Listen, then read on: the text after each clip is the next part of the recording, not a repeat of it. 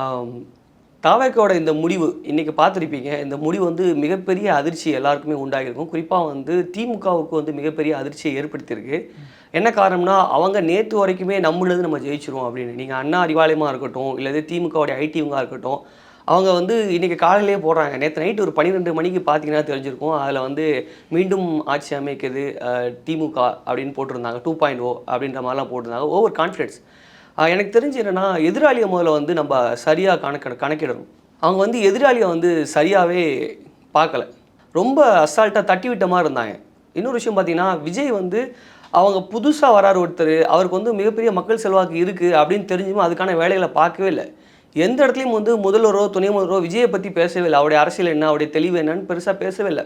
வெறும் தற்குறி அவங்களுக்கு அறிவு இல்ல, அவங்க எதுவுமே தெரியாது அப்படின்ற மாரி சொல்லி அத மட்டுமே அவங்க பேசிட்டு இருந்தாங்க. குறிப்பா பார்த்தீங்கன்னா விஜய்க்கு இந்த பெருவெற்றிக்கான காரணம் என்ன தெரியுமா? முக்கியமா பார்க்கணும்னா, முன்னாடி வந்து கேஸ்ட்டு, அப்புறம் வந்து ஜாதி பார்த்து, மதம் பார்த்து ஓட்டு போட்டாங்க இல்லையா? இப்போ வந்து அந்த மாதிரியான விஷயங்கள் வந்து விஜய்க்கு நடக்கல. கேஸ்ட் மதங்கள அவங்க பார்க்கவே இல்ல.